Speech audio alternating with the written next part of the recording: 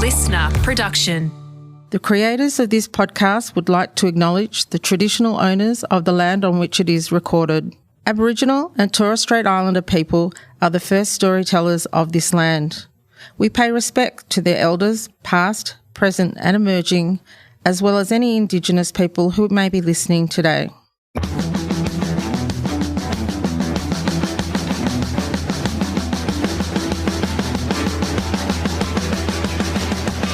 Relax. This is TOFOP. I'm Charlie Clausen. Oh, I'm Will Anderson. Hello and thank you for watching. I forgot to do my hand signal. Sorry about that. It doesn't matter. This is the second one. We're doing. This is the second of a 2-episode record. It is back to back. We haven't done this for back to back, baby. We haven't done this for a while. We used to do this a lot back in the old days. Yeah, we used to bulk record quite a bit, and then last year that was the most epic bulk recording. Before I went away for 6 weeks, we did a massive bulk record. My fear, and I'm about to not have internet for a while. Yeah. So, we're going to do a bit of bulk recording up until the end of the year. I've been bulk recording some Willosophy episodes. We've got a bunch of TOFOP with friends things that are either in the can or soon to be in the can. And then we're going to do a bit of bulk recording of TOFOP as well up until the end of the year, just so that, because I might not have internet for a few months. I'm looking at a spreadsheet right now because that's how this show has grown, Will. We're no longer sitting in the front room of my house in Randwick. We've got a spreadsheet put together by our amazing producer, Mike III. And I'm looking ahead and I think we're actually, we're booked solid. In fact, I love what we have done with the shows this year and consolidated everything and, FOFOP rolled that into TOFOP Plus or TOFOP with Friends, whatever you want to call it. But what that has caused is it's made us so organized that because I've got people that I want to get back on, but I'm now having to look at the schedule and see when I can fit them in, which feels a very non-TOFOP. We've always been very fly by the seat of our pants. Hey, if someone's in town, why don't you just grab them and have a chat? But Guy Davis, who I do the video store that used to formerly on FOFOP, he messaged me to say, I've got a great idea for an episode. And it is a great idea. But then I had to quickly go check the spreadsheet and had to write back to him and say, are you okay if it comes, we can release it in December? And he was like, I guess, what's going on? And then I had to explain, look, we've rolled everything together and we're trying to be a bit more organized. And well, I think I've got a couple of TOFOP with, this is the other thing too now, whereas we both particularly with TOFOP with Friends where, I had my cricket pod and you've got a couple of special projects and all these sort of things. So I'm technically got 2 TOFOP with Friends up my sleeve that I'm meant to contribute before the end of the year. But if you want one, if you and Guy want one of those TOFOP with Friends, I am absolutely willing to hand that over. Yeah, all right. I'll just know that on the spreadsheet, which must be fascinating for people at home to listen to. Hey, have you seen the Arnie documentary on Netflix? Arnie DiFranco? Arnie DiFranco. Indie pop sensation. I don't know who's Arnie DiFranco. Am I right? Yeah, no, that's right. Well done. Oh, thank God. The Arnold Schwarzenegger Netflix 3-part documentary series. Have you watched it? I have not. I've been doing this thing lately, which I want to talk about the Arnie thing. So this is there's nothing much in this other than, I don't know. I've started walking at night. So rather than walking, sorry, what? I don't know. That sounds like if when they find the diary of a serial killer, that's his journal. It's just right? I'm walking at night. There is an element of not me wanting to be a serial killer about it, but it does change walking. Part of it was that it had been unseasonably hot. There had been that idea of just going out in the day and going for a walk. It was actually just really, really hot. It was also that a whole bunch of shows that I'd been invested in at night had been coming to a close, just not wanting to be in the house by myself at night. And I thought, you know what? I started walking at night and then I realized it's actually very peaceful. And you do get a very different perspective on the world. And it's quite nice to go for a walk at night. How late? Particularly 2, 3 in the morning. No. Okay, now I'm worried. No. Evening into night. Okay. So dusk. Starting as the sun's starting to go down so that you can watch the sunset somewhere. Yeah. But then because the weather has been nice, it's been quite, lovely walking weather, for a couple of hours after sunset. So around that sort of zone, around somewhere between sort of 6 and 8 to 9 to 10, as late as that, I guess. You're walking for 2 hours?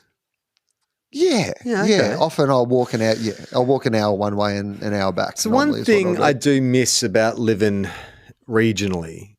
I used to love walking in Sydney. And I mean, there's so many great walks in Sydney. And that was how I would start my morning, especially when Junior was still around, is just get up. Before I did anything, I'd go for like an hour walk along the cliffs.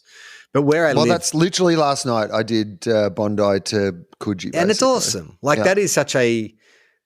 I remember talking to a friend of mine, a friend of ours who lives in London, and she talked about going on some sales trip with her work to the Amalfi Coast. And like everyone met in one of the person's hotel rooms and they all rushed to the balcony to look down at the famed Amalfi Coast. And she said all the Australians were kind of like, yeah, it's okay, I guess. You ever done the Bondi to Bronte walk? And I do feel that way about like that stretch of coastline, having traveled quite a bit. Like there's nothing quite like it. And I do miss it. I don't miss how busy it gets. Is it busy at dusk? No. So, this is the thing. All right. Beautiful. Like I stopped in Bronte, got a couple of sweet potato cakes from the fish and chip shop and went down to the park. I bet you didn't order them like that. You didn't call them that when you ordered them, did you though? Not in...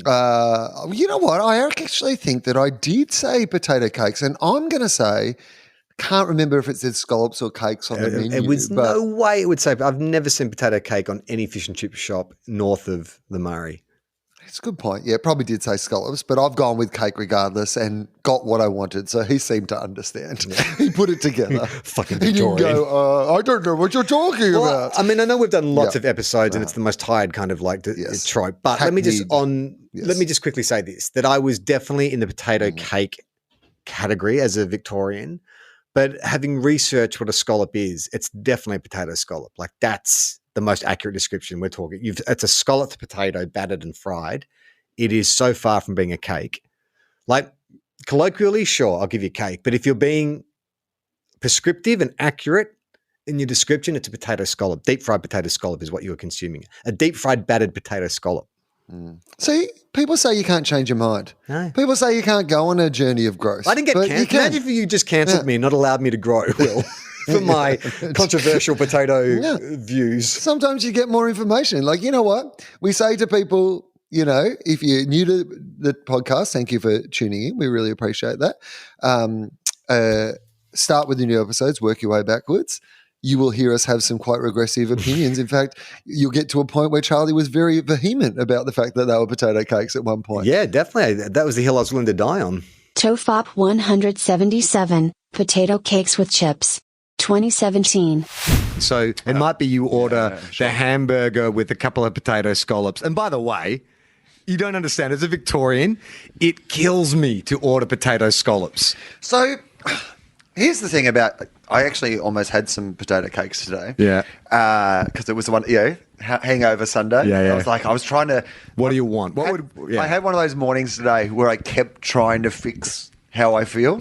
Those ones where you're just like. You kept trying to fill that empty hole. Well, it's just like, sometimes you're just like, smoothie. I'll have a banana smoothie. That'll sort it out. Yeah. And that didn't sort it out. And then I was like, hot chips. I need some sort of deep fried potato hot chips. And I nearly did actually. Where do you get potato cakes this time of the day? Well, I mean, I told you I was down by the bay this morning going for a walk. And so turns out that is your prime place for fish and chip shops to be open on a Sunday morning. Really? Well, it was more like your brunch, I guess. Right. But yeah, no. Definitely if you go down by the bay, your fish and chip shops understand that, It's a front, I'm telling you. Like I know the neighbourhood you were in. Yeah, there was They have a history. Did you see Ricky Nixon at the front by any chance? Yeah, the truth is, I did notice that a shipment had just come straight into the docks to the fish and chip shop. I assumed it was fish, but so as international people might not know this, and I'm not even sure. Do you get potato cakes and potato scallops something that are available all over the world, or are they an Australian thing? Well, I think fish and chips is a fairly British thing to begin with. I've never seen many fish and chips in the States when I've been there. It's not really like a What about in Scotland? They're big on deep fried things. Can you remember your sort of I've been in fish? I can't ever remember cake? getting a potato cake in Scotland, but I have had fish and chips over there. In Scotland, there is a very famous fish and chip restaurant in Oban, and Gemma and I went there, and I love potato cakes. That's like my thing when I get fish and chips. I would ignore chips and go for potato cakes every time. Well, that's my thing. Well, because I'm vegetarian, if we ever do like fish and chips, I always end up getting potato cakes and chips. It's true. Yeah, right. I wish that wasn't true, but that is true. Are you checking to see if potato I'm going to cakes? look up potato cakes. Yeah, because I would remember getting them. Oh, well, here we go. American potato cakes, hash browns, essentially. So that's your... I don't like them. That's not a potato cake, as far as I'm concerned. No, that's like shredded potato or something. It doesn't Scallops, work. here we go. In Australia and England, Okay. potato cakes in the form of thin slices of potato, battered and deep fried, are commonly sold in fish and chip shops. Now, they've led with Australia, so I don't know if that means that they're... That's funny. I didn't realize it was actually a slice of potato. I assumed what we were getting was like some mash flattened into a circle. Reconstituted. Yeah, reconstituted or something. No, apparently. So Australia and England, thin slice of potato, battered and deep fried, commonly sold in fish and chip shops, takeaway food shops. The terminology used in Australia differs from state to state. Let's do it. In New South Wales, Queensland and the ACT, they are usually referred to as potato scallops or simply as scallops. See, that's weird because at a fish and chip shop, there is also a genuinely thing called scallops. Yeah. That's the thing that I don't get. You're not going into a fish and chip shop and getting confused with the other cakes that are available there, right? Okay. And if you want a $2 bag of fresh hip hop from the fish and chip shop, scallops. Scallops with a lot. What's that like fucking joke. song? That's a joke that only you and I would enjoy. Welcome to TOFOP. I mean, I think same. You know, we were both raised on them being potato cakes, right? And also raised on the idea that it mattered. Yeah. Right. You know, like that there was some sort of... Big pride. Right. Yeah. Which was weird for two guys who did not live in Victoria. You would have thought the ultimate Victorian pride would be living in the state that we love so much, apparently.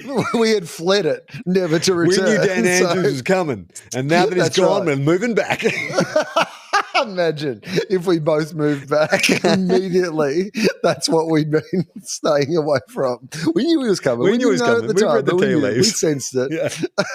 I think my resistance to scallop, though, was also... that there are scallops from the ocean. Yeah. Yes. And that's where I was getting confused. That are served in a fish and chip shop. So confusing. How do you... That's confusing. Whereas like cake, traditional cake is not being served in a fish and chip shop. So when you ask for a potato cake, they're not like going to bring you out a bit of cheesecake or, you know, chocolate mug cake or... So do you get, when you get the scallop from a fish and... Okay, what's that song? When half a bag of fresh hip hop, hip hop, like what is herd, that? Right? Bag, the herd. I mean, I know we've done this before. I'm getting total deja vu vibes. So for hardcore fans, I promise we will not indulge this for too long. The great thing is we probably have changed our opinions on it. On this song in particular. I used to hate it, and now I think it's one of the most accurate depictions of. So the song is called Scallops. Here we go. We wouldn't have. I don't think we've actually gone through the lyrics of this song. I'm not going to go through them all because there's so many, but I will. Can you just give me just the gist? What is the narrative of the song? What are they singing about? Is there a story, or is it just like a sentiment? Well, you see if you can work it out. Okay. I'll give you some of the lines, and you see. Atty sells. Do you even know what an atty is? What are atty cells? Is atty just a person? Okay, maybe. Someone called Attila? Turkish. Atty cells expand when we take the mic in hand. Atty cells. Atty, how do you spell Atty? A-T-T-Y. Atty. Are you Googling Atty? No. I'll do it. Yeah, could you? Yeah. That'd be great. Yeah, you keep going. I'll look it up. All right. Atty cells expand with our mics in the hand. When we take the mic in hand. Check out the land on which we dwell with the rhyme unplanned. Okay. So Atty is an abbreviation for attorney. No, that can't be right.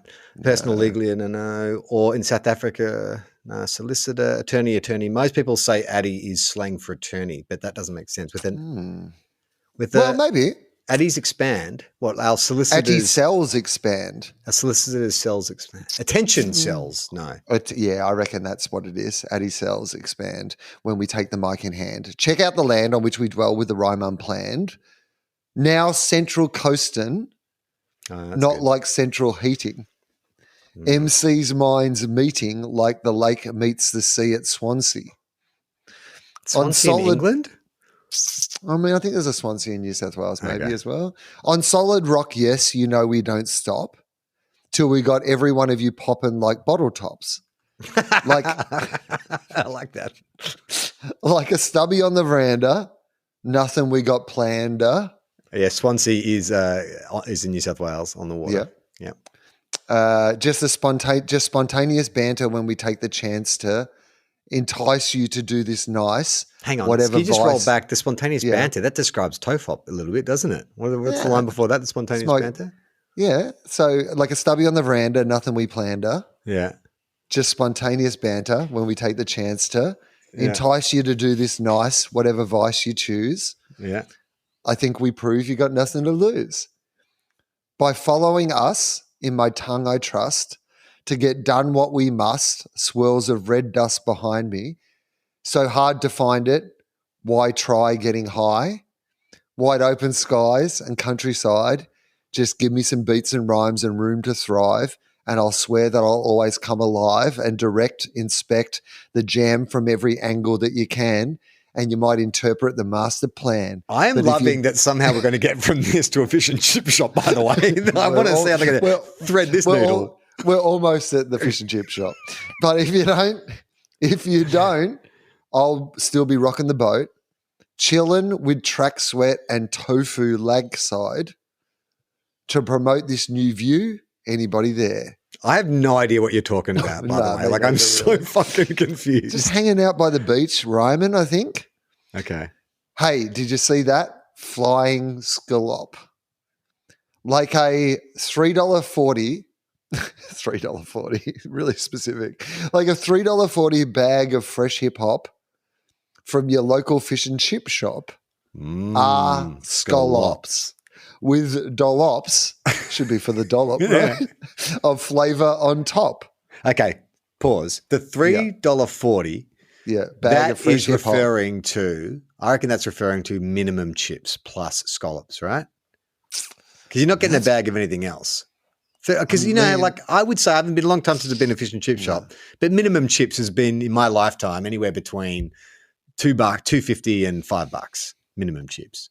Yeah, I mean, I can't think there's anywhere you can get fucking minimum chips for $3.40 these days. No way. With the price of bloody potatoes and inflation and the cost of bloody living. Fucking Dan Andrews, I tell you what, that's all. Thank God he's gone. Dictator Dan. Finally maybe we'll get back to Victoria. $3.40 minimum chips. but it's not a $3.40 bag of it's a $3.40 bag of fresh hip hop. Like, this is your fresh hip hop you're getting for $3.40. From your local fish and chip shop are scallops with dollops of flavour on top. I don't know dollops. Like, if you're not going to give me Clawson and Awesome, are you giving the herd scallop and dollop? Scallop, dollop.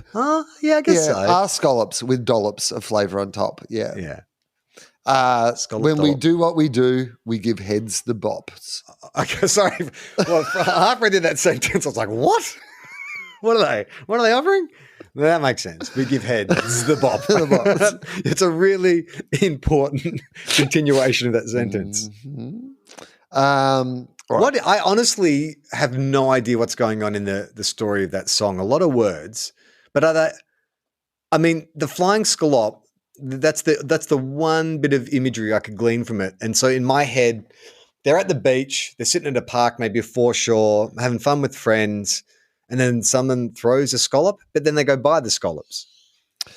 Look, I've found another version of the lyrics that thinks it's fatty cells expand when we take the mic in hand.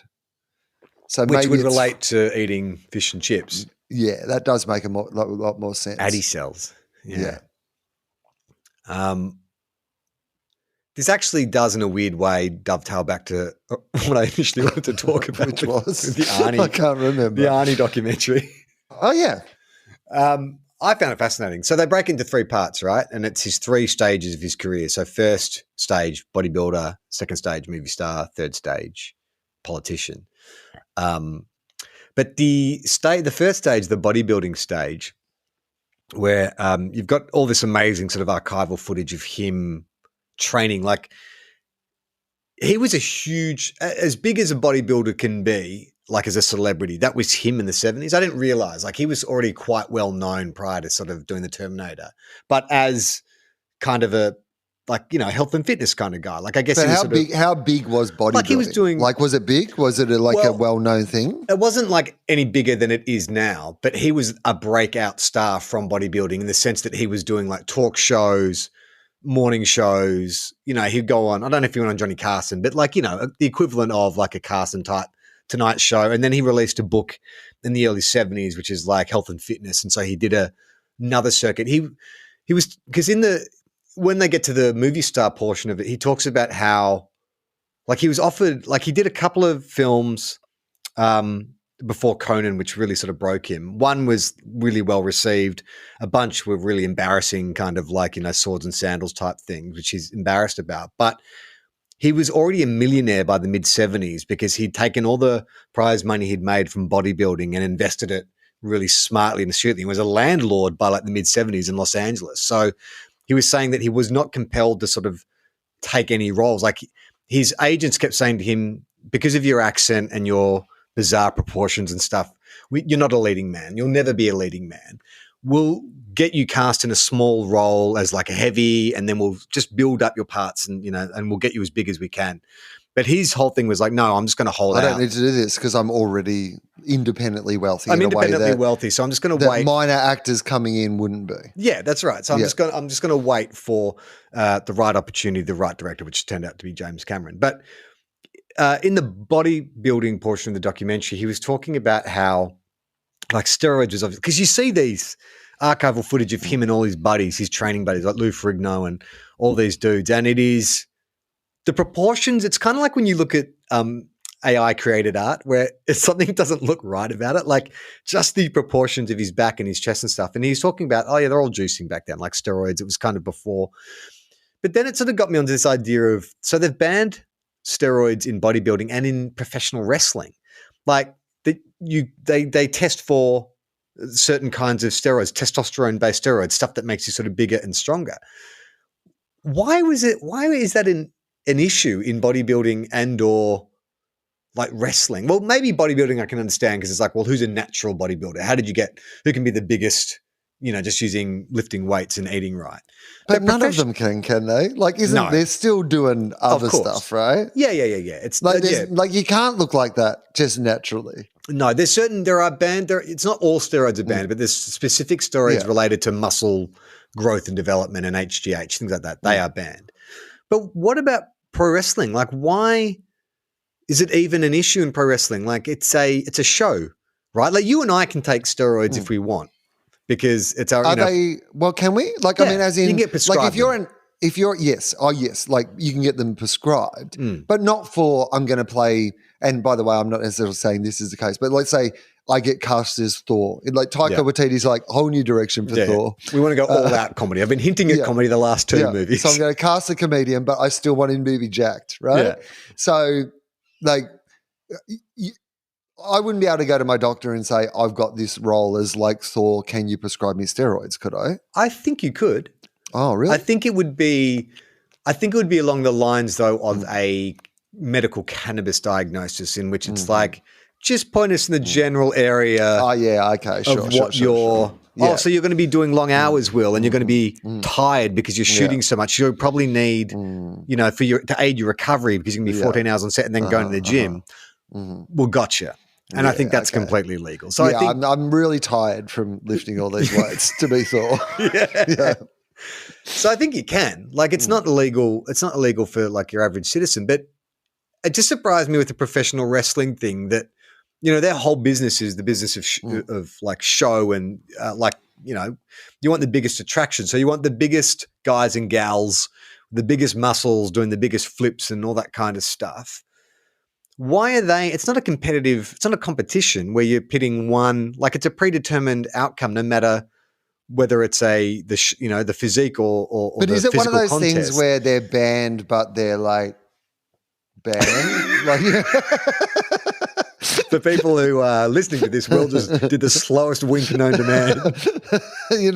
Like as in they need a duty of care for insurance purposes or whatever purposes to say they're banned, but they're not actually like, they are kind of still looking the other way. Or are they literally testing these wrestlers, before they wrestle? Because I would have thought, like you, that it's probably helpful to the wrestlers to take steroids for their recovery and to be good at wrestling, so that if you're going into that they can't necessarily encourage it or dose them out or whatever it might be, because maybe there's a duty of care to these people's health. But the idea that they'd be like, okay, it's WrestleMania, guys, everyone weigh into this cup. I do that. I mean, is that how it works?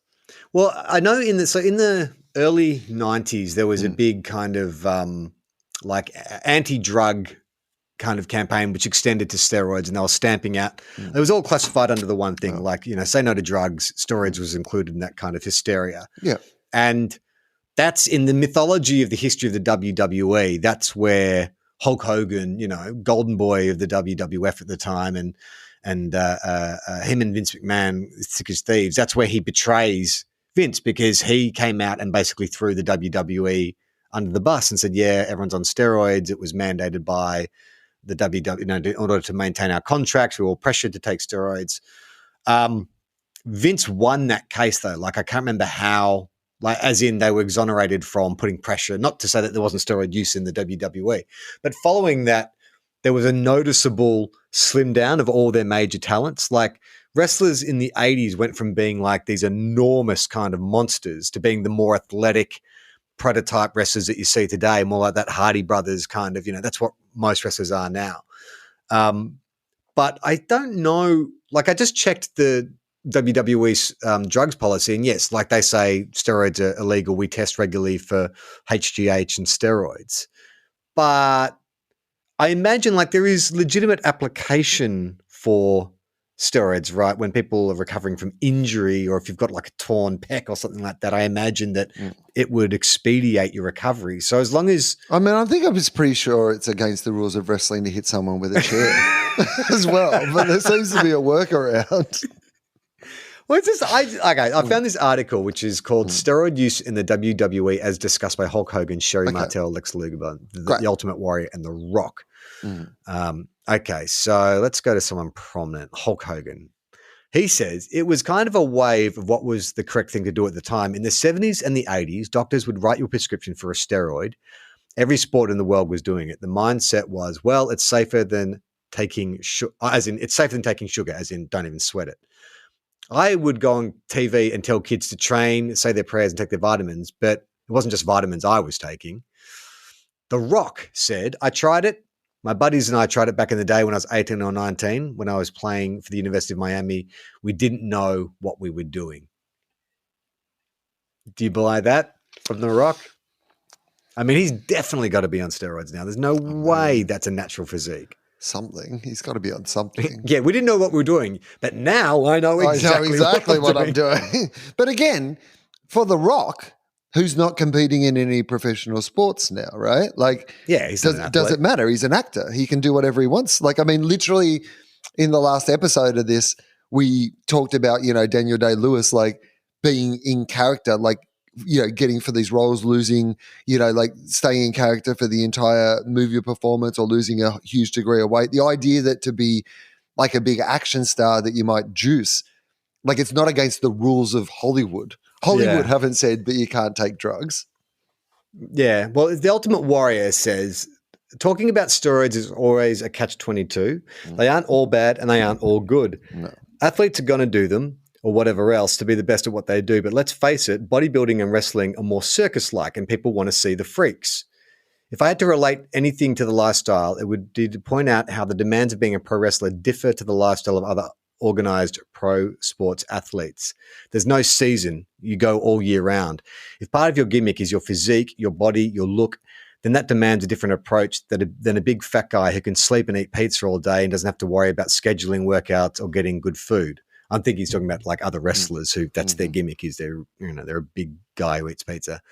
But it's still a cheap excuse is a cheap excuse. And also this is probably a big contributing factor is how guys get messed up.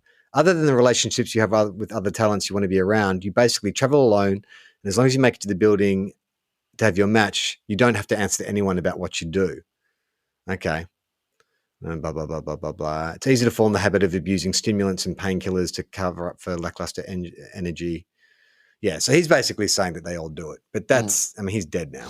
He died of a heart attack in his 50s.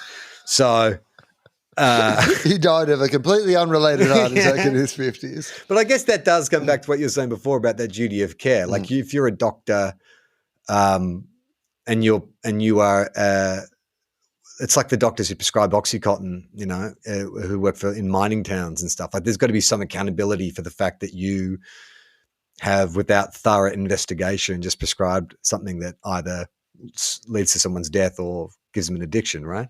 But also, if you're rich enough, you can find a doctor to do whatever, right? Michael Jackson died because morphine, he wasn't right? It's something else. Like Yeah, but to go to something sleep, to help him it was to sleep, something bizarre. Right? He was going basically to medical grade anesthesia, right? which is so fucking crazy. Like, I feel naughty sometimes if I have a Xanax. I'm like, oh, like I've assisted myself to go to sleep. Imagine having a doctor coming and essentially, because it would be the countdown from 10 thing, right? Propofol.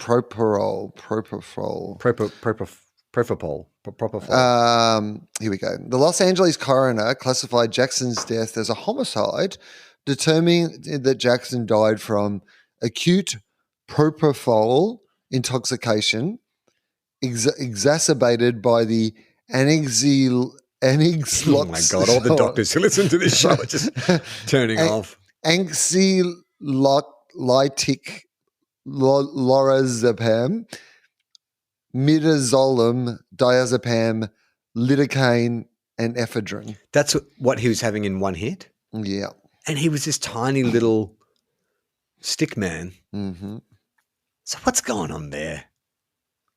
I mean, yeah. Like, how do you get to the point of, I need to smoke a bit of weed or have a drink at the end of the night to unwind so I can get to sleep too? I need a doctor to come around. Propofol. They put me into a coma every night.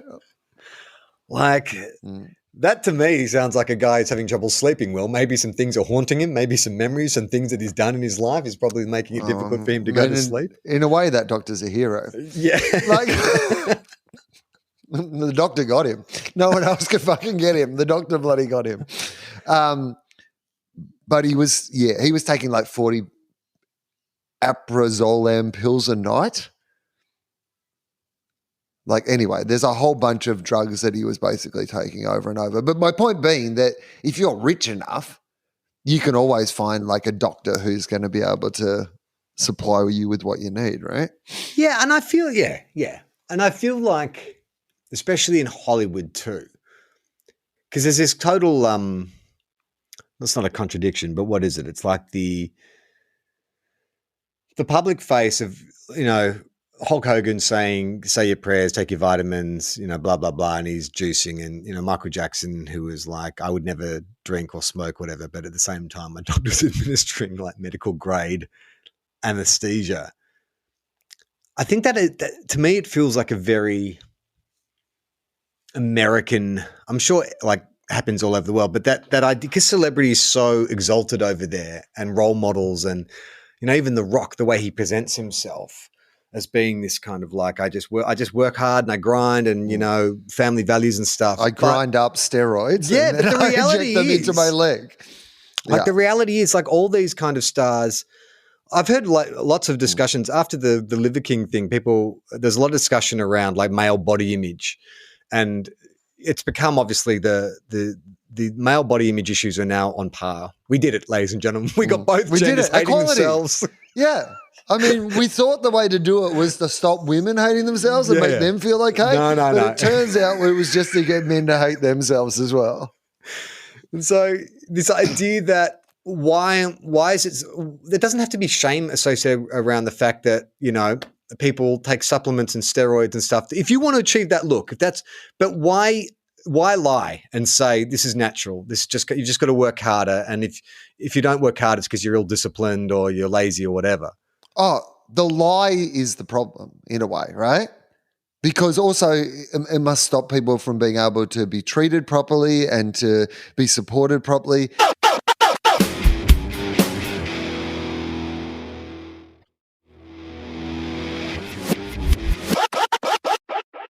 Like, I don't want to judge anybody's bodies and, you know, but as I said, I've been going down Bondi Beach quite a lot, and there's that big outdoor gym at Bondi Beach, and there are some people working out there who have like, again, like to me, a body dysmorphia of a different kind, which is there's no practicality to the fitness shape that they have got them into. In fact, if anything, it looks completely impractical. Like the reason they're not wearing a shirt is partly because they're proud of their body, but partly because how do you buy a shirt that fits for those these sort of bodies, because they don't look like normal bodies. Like, and I'm not 100% sure what again, just to me, I don't know if I find that particularly appealing. Like, that idea that you put so much work and so much dedication into something that doesn't even look particularly attractive, at least in the way that we traditionally kind of assess what we like. You look at like a Hugh Jackman or a Chris Hemsworth or whatever at their fittest, and you still kind of they still feel quite humanoid. Like, they feel like a big version of humans. But whereas some of these other body shapes look like literally like an alien species or like some different shape from a different planet, and you're like, oh, I wonder what the motivation behind that is. And I wonder if those people who look like that have some job that is specific to look like that, or are some of these guys just an accountant and they pop down to where they work and they're just like, yeah, because so much, and if you look at the sort of rise of the manosphere and reclaiming masculinity, so much of it is built around you need to not only be like dominant in the way you approach life and business and stuff, but you need to make sure you work out and eat right and physically reclaim. But those bodies aren't like if it's really about getting back to traditional masculinity and back when you were the breadwinner and maybe you're out in the fields or whatever, you don't have that kind of body where you've sat in front of a mirror and done repetitions on the same muscle group again and again and again and again. Like that is not, to me, that is the opposite of reclaiming traditional old school masculinity where you just get stuff done. It's super obsessive and so far removed from your responsibilities as a man. And again, I'm not criticizing. I go to the gym 5 days a week. But if that is the idea behind it. Yes, that you are making yourself a better man. What you're talking about is the incongruity between those two ideas. Yeah. My dad, dairy farmer, like works on the land, right? Eats, meat, like kills, like, animals, milks cows, like works, like has farm strengths, right? Like a man in that, what you would say, traditional, like you can't think of anyone who has like someone who works and tills the land, right? It's literally, salt of the earth. Yeah. He has salt from the earth on him. That's right. He does not look like that. Yeah. He has not even just your body. Your dad, I was watching a clip of Muhammad Ali, fighting George Foreman, the Rumble in the Jungle. Yeah. The fittest of all athletes. And he has, like, he's fit, but he doesn't have chiseled, lats and delts and pecs and abs. He's just he's quite lithe, but he's not chiseled in that way. In fact, why didn't we go? That'll do. Yeah, like, like I think it's really like it's like when you see sprinters, like or boxers. Like I think are both good examples, which is like what we consider to be these like pinnacles of the fastest man in the world, like the strongest man in the world. Like I like when they still look like men of the world. Yeah. Right? Like this guy's really good at sprint. Like sometimes when you just see those people who are all like twitch fiber muscles, you're like, well, of course he can run fast for 10 seconds for 100 meters, but like, can he just do normal stuff around the house? Can he sit in a chair and he's sprung, his legs, his twitch muscles just spring him out of a chair? Can he watch a movie comfortably? Like, what else can he do? When we talked about Man of Steel, the Superman movie a while back, and I was saying that I found Henry Cavill's body in that film so distracting. He was so jacked. And first of all, like, why does Superman need muscles? He doesn't. It's his muscles don't give him strength. It's the sun. Like Superman could literally be out of shape and it wouldn't matter. He'd be stronger because it's about gravity, and it's also fucking completely made up. Makes no sense at all, really, that he would look like that. Yeah, why? He's not. Where's he doing reps that will build his muscles? Everything's light to him. Yeah, I mean, those muscles on Superman, Henry Cavill Superman, are literally for show. Yeah. Like, they're show muscles. So That's not Superman. What's Superman benching?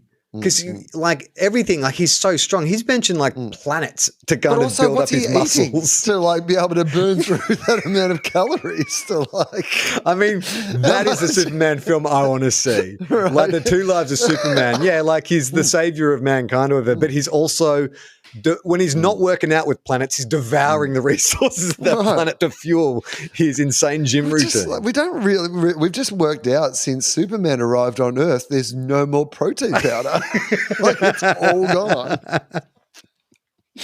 I mean, I must admit, like, I'm facing that dilemma now. It's a vanity thing of, I'm 46 now, I'm a dad, and I can't, just be completely obsessed with my diet and exercise like I used to, because I've got a family to look after.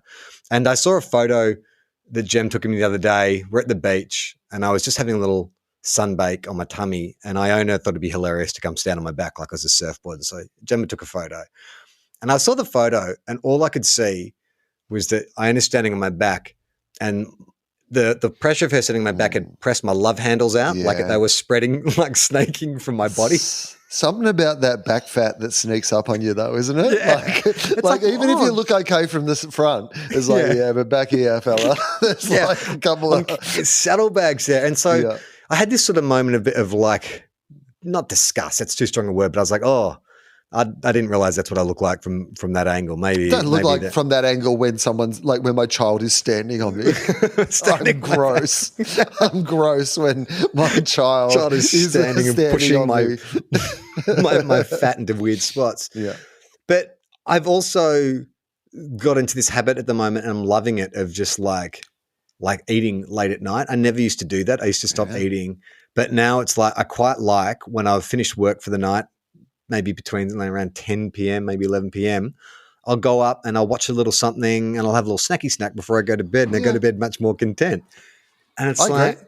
Well, that probably makes you a better father, because you're a bit happier and healthier, and like you got a little reward at the end of the day.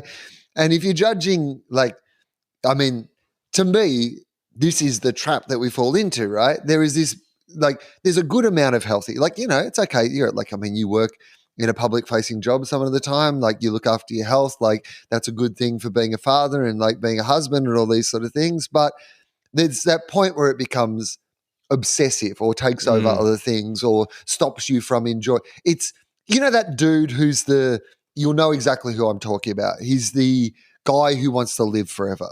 He's a rich guy, made all his money as a Silicon Valley bro. I don't know him, but I've heard about him. Gemma was telling me about him. Have you seen a photo of him? No. Google, I don't know. I mean, he'll Man come who up. wants to live forever? Yeah, he's always doing publicity. Okay, he's always got his shirt off, and he looks like, again, not to, body shame. But it's just one of those things where you're when I read about what his life is and how he lives his life, I just think. Yeah, here we go. Brian Johnson, the most generic of names. I'll just share this with you. And I always look at him and I just think, well, if that's okay, great. You can live for longer than everybody else has lived for longer, but are you actually living your life? Is it worth the sacrifices that you are making? That's him? To just keep he looks living. Oh, yeah, right. Looks like right? Yeah, okay. So it says here, Johnson, 46, is a centi-millionaire tech entrepreneur. What does that mean? Yeah. He's made 100 million. He made a whole bunch of money in tech, yeah. He's like a tech bro, he's one of these tech bros who thinks you can hack away. You can also hack life and spent the last 3 years in pursuit of a singular goal, don't die. He spent more than $4 million developing a life extension system called Blueprint, in which he outsources every decision involving his body to a team of doctors who use the data to develop a strict health. This is an episode of Black Mirror. Yeah. Really, isn't it? A guy using these infinite resources to avoid death. I welcome death, Will. I can't wait till I wait die. Either. That's why I'm walking around cliffs at night. I just couldn't think of any. Look, I think it's great that someone wants to see what's the maximum potential, but this seems like a lot of why? Okay, so I assume that given my family history of cancer and my personal fondness for pepperoni pizza, I probably wouldn't live long enough to find out. Instead, I spent 3 days observing Johnson to learn what a life run by an algorithm would look like and whether this, in fact, is the next evolution of the human being. If I lived like Johnson, could I live forever? It's a big if. Is it worth doing? I don't even need to read the end of the article to say no. No. No, thanks. Okay. Right. Blueprint. Oh, here we go. This is another article that's come up on this same guy. Brian Johnson, the controversial 45-year-old tech billionaire on a mission to turn 18 again, has raised eyebrows with the latest addition to his anti-aging regimen. We'll enjoy this one. This is very TOFOP. Penis rejuvenation therapy. Oh. Yeah. The longevity-obsessed entrepreneur revealed on Twitter that he has started receiving shockwave treatment on his penis 3 times a week. What? Aiming to achieve teenage-level erections that last over 3 hours per night. What? I mean, right. Okay. So just a lot to unpack there. So he's getting electroshock therapy on his penis in order to return it to a teenage level of arousal. Yeah. Because teenage erections last longer and harder. Yeah. And that's not me saying. Please do not take that quote out of context. I'm asking a question. Yeah. There's a question mark. Shockwave therapy delivers sound waves to the penis. Oh, God. To improve blood flow and potentially treat erectile dysfunction. Okay. Yeah. All right. So, okay. Okay. It's an experimental treatment. He's only in his 30s, though. In an ex-post, no. He's 40, do you think he's 45. He thinks he has a biological age of 30 at the moment. Oh, that's right. What he's saying. In an ex-post, Twitter, Johnson, Rockhard Johnson, commented that his goal is to be erect for 3 hours and 30 minutes a night. He hopes to increase his current average nocturnal erection duration. Oh, this is great. So how long does he think his current nocturnal, and he measures everything, so maybe he's measured this as well. What is his current average nocturnal erection duration? So this is erection while you sleep, right? His current one, I mean, it's the same age as me. He wants to get to 3 hours and 30 minutes a night. Okay, so I reckon his baseline is an hour and 12 minutes. Higher. 2 hours. Higher. 2 hours and 30 minutes. 2 hours and 12 minutes. 2 hours and 12. Yeah. He wants to achieve an erection hardness score of 4 out of 4 stars. Why? Sharing a. How does this lengthen his life? You know what? Remember we had the firmness scale that we talked about recently? Yeah. He has a firmness scale as well. Okay. Is it different to a marshmallow, unpeeled banana, peeled banana? Well, it has unpeeled and peeled banana. Yeah. So I think we were on the original scale. 2 and 3 were peeled and unpeeled banana, weren't they? Yeah, that's right. Unpeeled banana and peeled banana were like 2 and 3. Yeah. He's 1. What was the 1 on the other scale? Can you remember? Marshmallow. Okay. Well, it's not marshmallow. They're both another food stuff. Yeah, another food stuff. Mashed potatoes. Not mashed. Not mashed potato. Is it a confection? Is it a manufactured confectionery, or is it like a natural food stuff? Can I find it in nature? Well, there's 2 choices here. They're both based on natural things, but they have to go through some process to be made into what they are. Okay. Soft as a loaf of bread. No. Soft as a. As soft. Is it a dessert or a savory? Can be both, actually. Oh shit. Has it go through some kind of process? Is the name of the food stuff the same as the crop or the thing it is? No. Or does it change? It's made from milk. Okay. Oh, cream. Cheese. Soft as cheese. Cheese dick. I mean, I don't know about you, but when I grew up, saying your cheese dick meant something entirely different. And then number 4, which I think the hardest, which was the zucchini. The zucchini. It's another vegetable. Penis-shaped vegetable. Another penis-shaped vegetable. It's got to be the carrot. which is what we said. It's not the carrot. Not the carrot. How is the carrot getting overlooked in both these? I do not know, but it's as hard as okay. Yeah. As hard as a cucumber. Yeah, cucumber, correct. Yeah. See, I would say a cucumber is harder than a zucchini, like on the firmness test. No, I mean, I can't believe that we've come back to hit upon this twice. Like, go. if you couldn't tell that this is a podcast hosted by two middle-aged men, then within the space of a month, two discussions around erectile dysfunction. Well, he is also a middle-aged man, so here we go. Perhaps Johnson may seem like the real-life representation of a mad scientist, but his unorthodox lifestyle is yielding positive results. Among some of his achievements, if true, Johnson measures slowing his aging pace, reducing his free testosterone index, biological age by 20 years, improving the quality of over 30 organs, and registering over 50 optimal clinical biomarkers.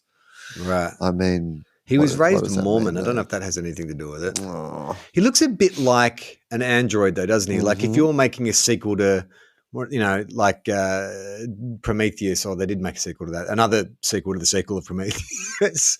He could be the android that hangs out with Michael Fassbender because he's got that pale skin, hairless. Yeah. Yeah, he really does look not of this earth. No. So if you are going, like, just say he does find the secret to immortality, or at least the aging gene, like through this research, they isolate the aging gene or whatever that is. And so then it goes on sale, but you still have to maintain like the work, right? It's not like, like that sucks. Who wants more of this? Also, like, I mean, imagine if you're spending like $3 million a year or whatever it is he's spending on all this anti-aging stuff to keep himself, and then just one day you go outside and like hit by a bus, right? Right? Like, or any of the other things, like, because there's so many other things that can kill you. Yeah. Other than like, the natural aging things that'll kill you, like. If you're immortal, and let's talk like fantasy immortal, not like what this guy's doing. Sure. So like a vampire, do you need to sleep? Well, like vampires sleep, right? They get in their coffin at night, and they get have a little. During the day they sleep. They're reverse humans. Yeah, vampires are reverse humans. Yeah. Okay, but what about a different immortality? Just like, I don't know, who's like who's someone from popular fiction who's immortal? Highlander or something. Oh, the Highlander. Yeah. So, because sleep is about recovery, right? And giving your body a chance to recover. Yeah. If you're immortal, right? So if you're immortal, let's you say can't Highlander's die, perfect, but you can still get tired, right? Yeah. So you have to go to sleep? And you have to sleep 8 hours? Okay, what's Superman? Does Superman need to sleep? Probably. Okay, so the sun gives him his power. Gets the power from the sun, so if it's nighttime, he gets a bit tired. Well, he comes from a red sun planet, and there's something about the yellow UV rays that make him powerful. Yeah. So I don't know how that would affect his. Like, if the sun is so potent, does that mean when in the absence of the sun? I think he's like a battery. I think he charges up when the sun's out, and then. But does he need to sleep? Is the question, because he's not getting fatigued. Because what's he doing? You hear about those people like those, there's Wall Street bankers and shit who sleep 2 hours a night because they've just got to fucking, destroy businesses and kick people out of their homes. Like, that's what keeps them going. So I just can't sleep, man. There's people who've still got homes. I've got to make people's lives miserable. Yeah. So it would be something like that, right? He's a high functioning dude, Superman, or any of these immortals, the Highlander. They're high functioning. They don't need sleep. They just got to do what they do. Yeah, it's interesting. Like that, because, I mean, if Superman's getting his power from the sun, right, then maybe at nighttime he does power down a little bit. Like, maybe there is some aspect of, like, there is rest and recovery. Or the fact that even though you're, like, super powered, that you would still get tired. The power source isn't infinite. Like, it's just ramped up, to in the same way as, so-and-so, like, you're fitter than me, but it doesn't mean that you could continue to run forever. Like there's a point where you will also get tired, and then there's a point where Steve Monaghetti would still get tired, or Elliot Kipchoge or whatever would eventually get tired. So there is some point where you would like get tuckered out. I think it'd be like with Superman, you probably have to do. It'd be a bit like with a toddler where you have to like exhaust them all day so they sleep make at him fly night. around the planet a few times. If he hasn't got up to much that day, if he hasn't had to do a lot of things, he might have too much energy to sleep. That would be that's a good Twilight Zone episode about someone getting immortality. But the catch is they can't ever sleep. They also get immortality with insomnia. So they're just like so tired. They're so tired, but they just can't sleep. Because that's living hell, having that kind of being so tired but not actually being able to get any relief. Yes, right? Yeah, that's interesting to me. So that's what I'm thinking, if you're a Highlander or someone, you don't need to sleep. So your body's you don't have the same urges because your body doesn't need to go through that cycle of recovery.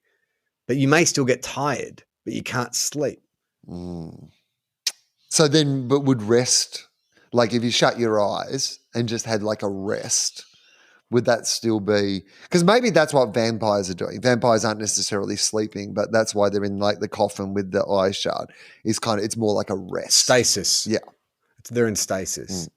Well, I guess considering the people we're talking about don't actually exist, we can make up whatever rules we want. It's very hypothetical. I would love, like the Superman thing, I keep coming back to, because the ridiculous of the Henry Cavill Superman, the bulky Superman, the jacked bodybuilder Superman, is that the Clark Kent thing's always weird, but it's particularly weird when Clark Kent, who's the journalist who works at the Daily Mail, comes in and is completely jacked. It doesn't work at the Daily Mail because he doesn't steal other people's articles and just republish them. The Daily Mail. Yeah, that would be great if he worked with the Daily Mail. The Daily Mail. That's the reboot. Just home and away star, photograph leaving 7-Eleven. What's under her hoodie? Using his superpowers just for celebrity gossip and local Australian celebrities. Looking through celebrities, using his X-ray vision to spy on celebrities. Seen grilled in Bondi Junction. You'll never believe who's doing who. Matching stylish tracksuit pants with red sneakers. The star was seen getting into her car. Is there a Superman reboot idea where you do go, isn't it more interesting that if Superman is super strong and super powerful and all the Superman things, but doesn't look that way?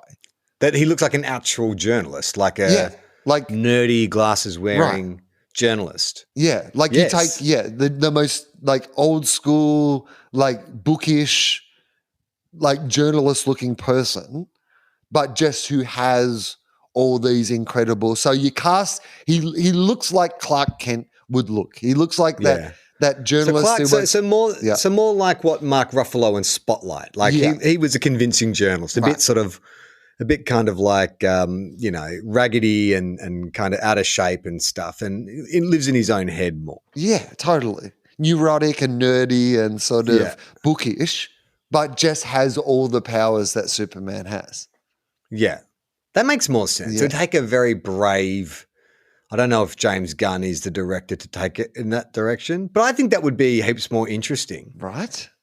And I also think too that, superhero, the genre is so played out now, and we've seen everything in this iteration of superheroes, even in the interesting adult takes like The Boys or whatever. I still feel like we've seen everything. But if you really want to dig into the characters, like the idea of why does Superman need muscles, then I reckon that's something. I think there's an audience of two. Maybe you and I want to see the fucking Darren Aronofsky's Superman, where it's just a character study of a nerdish guy who has this incredible power. And it's actually a good idea for a film, Will, but you just don't call it Superman. No. It's a superhero film, but it's shot in an indie style about a journalist, an actual journalist who has this godlike power, and when he chooses to realizes use that power, it early on that the way to do it is not to be this flashy symbol in a red cape and blue pants flying everywhere, but goes into journalism literally because he thinks the best way to change the world is through journalism. Uses the powers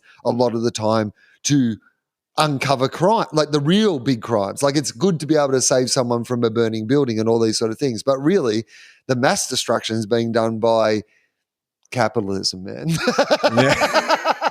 I mean, they kind of hinted that they wanted their cake and eat it too with the Man of Steel, because they were sort of trying to weave in this kind of angst about, you know, the world will fear you because your power, it'll corrupt you. You know, it's best that you just keep your powers a secret. If you have to intervene in any way, do it anonymously. But I think but what if you actually did it anonymously? Like, actually did it anonymously. Dedicated your life to keeping, like, you know, and used your power as a journalist to cover up this, like, you know, literally the reason you're a journalist and you work at the paper is to help cover up and sow disinformation and whatever about, like, you know. Well, I assume the reason Clark Kent got into journalism was so he'd be abreast of any, you know, breaking news of volcanoes erupting, so he could go out and help. I assume that's the reason behind. Or is it something else? He just wanted to work for the Daily Mail. He just wanted to write an entertainment column. I mean, I assume that you're right. Originally, that would have been the place that knew about these things. Yeah. Like these days, you don't need that. No, he's a fucking vlogger. He's a YouTuber. That's what it would be. The modern update would be he's terminally online. Yeah. That's how you know where stuff's going on. He's terminally online. He's out of shape because he doesn't need to be fit. But also he's inside 20 hours a day. Is he out of shape, or is he just like a normal looking dude who knows the best way to hide his super strength is not to, like, you know, like, is to look like a normal looking dude? Like, the best disguise is plain sight, right? Not just putting on a pair of glasses, but wearing the whole look. And you got to imagine that his metabolism would be super as well. Like, I don't think he might be like thin because his body probably burns through fuel. Like, he eats quite a lot and he burns through it, but he's not having muscles because there's nothing that he can lift or do resistance training against that would enable his muscles to grow. So okay. So he's just a normal looking dude. Yeah. Who just happens to be super strong, have X-ray vision, like, you know, be impervious to being harmed, but he's like in the body of a normal person. And so does he still have the same motivation of like wanting to bring out he believes in humanity, he believes in the best in people and wants to. This is why he's become a journalist, is he actually thinks that I don't think he is a journalist though, in this new, fresh indie take. I think we have to find something that's like a bit more. Well, you can still be a journalist and also access all those, like, because he'd be on Substack. He's got a Substack. No, because I think that like there is still a world of, like, the world of journalism is just bigger than what it used to be. But I do think that, like, to get the stories out, you still need to like have some sort of publish. You can't just be some indie. Well, maybe you can be. Yeah, maybe. I mean, maybe he does have like a. He could have both. Like, you know, you can have your Substack and stuff, but still write for, you know, you're just a freelancer essentially. Yeah. And he's still got to make his bones, right? Like, he's still got to, because that's the other thing about. I just think there is an element of him hiding in plain sight, right? Like, so I think that the idea of working at a newspaper, for example, is an opportunity to hide in plain sight. If you're just this like blogger or vlogger or whatever who's suddenly being able to be in Africa or being able to be in blah, blah, blah, then it's not much of a cover story. Whereas if you are an investigative journalist for like this major news organization, that's still a cover story of some kind. Okay. And so is he wearing a costume when he intervenes in these? Because this is where it gets difficult, OG right? Superman is about creating a symbol of hope. But he doesn't want to take any. But he realizes that symbols now are all about, like, everything's got a symbol. Everything's got a logo, right? Like, this is the world we live in, where like the idea of it there being a symbol is, I mean, is there an element of interesting? Because like he needs to be able to intervene, because Superman's always making complex moral decisions, right? Like, by saving one person, other people die and all those sort of things. That's literally what's at the heart of Superman. Can't save everybody all the time. And this is someone who's decided the best way to save people is to uncover crime and corruption and blah, blah, blah. And occasionally, like, you know, going to bash some people and like whatever it is, you know. But that's all going to be hidden. He's trying to keep it hidden, right? Yeah. Only uses those things when absolutely necessary. And he's trying to distance himself from any of them at any stage. I guess too, if you want to be Like he would know as a journalist that anyone can twist your, if he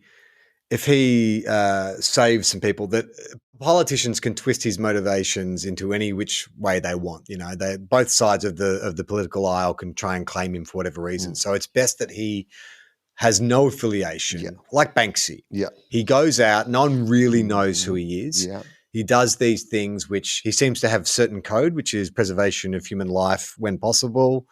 But if Banksy can keep himself anonymous, then Superman can keep himself anonymous. I think you can find out who Banksy is pretty easily. Like if you go online, it's not. A lot of people have theories, but I don't think anyone actually has ever 100% gone, yep, that's definitely Banksy. Oh, really? Yeah, I think so. I mean, I haven't searched it myself. I just have heard people say it's not hard to. Yeah, I mean, it's about as difficult. Yeah, but people have said that, but I when they say that, it often seems to be different people. Right.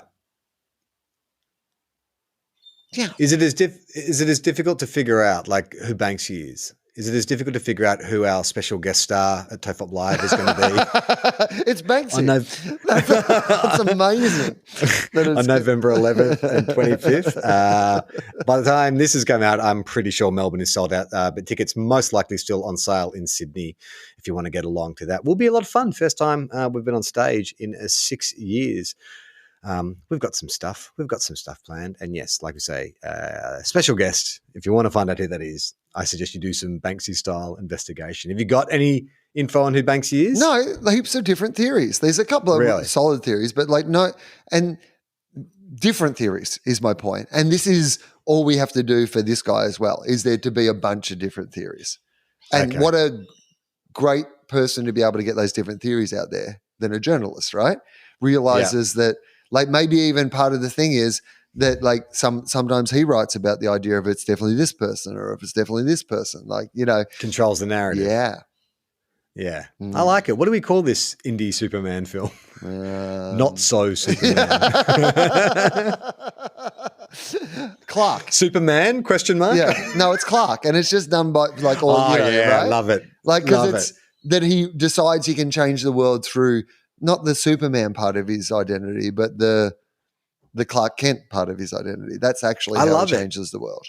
This is a great pitch. Yeah. I mean, it does sound a little bit like we're pitching the Alfred TV show. Yeah, I know. It's true. Because the studio will be like, so when do we see him in the suit? You never do. Never do. That's the thing. So when did you take on Lex Luthor? Never. Well, he does actually. He brings down his company through good journalism. Yeah. He exposes a voting scandal about claiming about fake electorates. Journalism is the place to do this. All right, let's wrap up the TOFOP for this week. We've told you about our live shows. That's exciting. Please come along and buy a ticket and see that. We'd really appreciate that. Will, this is 2 weeks in the future. Oh, yeah, live shows, comedy.com.au. Just look there. There's a new tour coming soon. James Fosdyke's done some amazing art, as usual, to go with that. So, go check out all my dates at comedy.com.au. And check out all other great podcasts and TOFOP-related stuff at TOFOP.com. Also, go to patreon.com/TOFOP. Lots of bonus content there. Bonus episodes, artwork, lots of fun stuff at patreon.com/TOFOP. We'll be back next week. I'm Charlie Clausen. I am Will Anderson.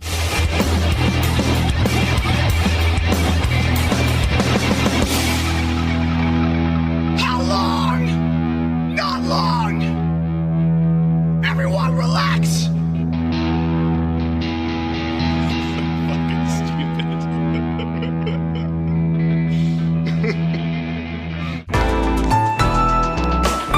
Listener.